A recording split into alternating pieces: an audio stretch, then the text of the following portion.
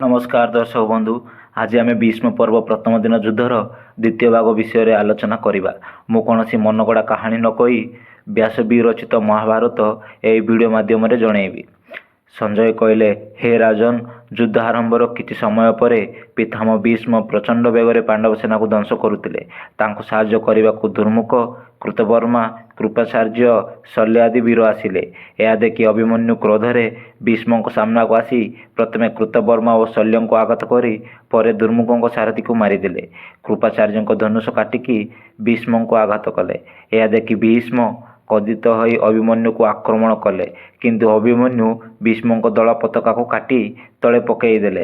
यह देखि भीमसेन खुशी गर्जन कले। देवता ने मध्य यह युद्ध देखि प्रसन्न हेले।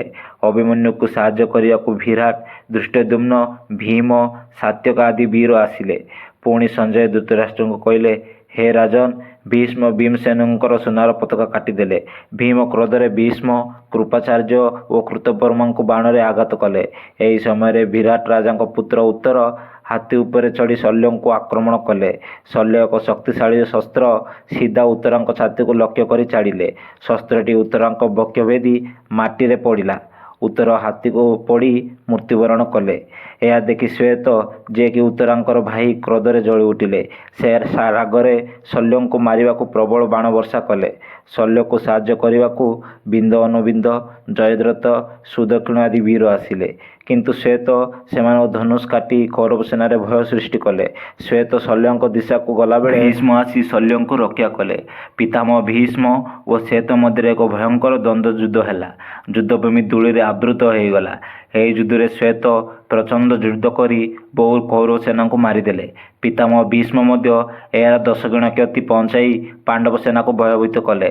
श्वेत यह देखि भीष्म धनु और पताका काटिदेले।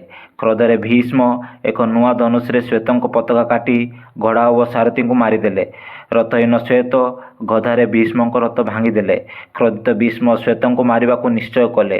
पांडव सेना श्वेत को बंचाइबा को बहुत चेष्टा कले, किंतु भीष्म तांको रोकीदेले। शेष में भीष्म एक दिव्य शक्ति बाण छाड़ी श्वेत को हत्या कले। कौरव सेना बहुत आनंदित हेले, किंतु अर्जुन प्रथम दिन युद्ध में आखिदृश्य युद्ध करनथिले। प्रथम दिन सूर्यास्त हैला। कौरव सेना आनंद रे भीष्मंकर जय जयकार कर शिविर को फेरिले। पांडव सेना को श्रीकृष्ण और अर्जुन पछकु नेले। भीष्मंकर एभली रूप देखि पांडव सेना भय थरिबाक लागिले। प्रथम दिन युद्धांतर कौरव सेनार कौनसी बड़ वीर मृत्युवरण करनथिबा बेले पांडव सेनारे उत्तर और श्वेत नाम दुईटी महावीर भाई मृत्युवरण कले। शिविर में युधिष्ठिर दुखित देखा जाउथिले। भीष्मंकर भयंकर पराक्रम देखि चिंतार पड़गले। से श्रीकृष्ण को कहले, हे माधव, पितामह आम सैन्य को अग्नि परि दहन करुचंती। तांको पराजय असंभव मन होची। एही युद्ध रे मु समस्त बंधु बांधव मानक विपद रे पकई देइछि। जो अर्जुन को ऊपर विश्वास रखी एही युद्ध पई प्रस्तुत हेइतिली, से अर्जुन आज पूर्ण पराक्रम देखौ नाही। तेणु मु वन को जाई तपस्या करिबी। एया सुनी श्रीकृष्ण कहले, हे धर्मराज, धर्मर सदा जय होता है। आपण गोटे दिनर युद्ध में जय और पराजय निर्णय करंतु नहीं। पितामह भीष्मंकर मृत्यु आम शिविर में शिखंडी आकार रे अछि। यह सुनी पांडव सेना टिकिए आश्वस्त हेले।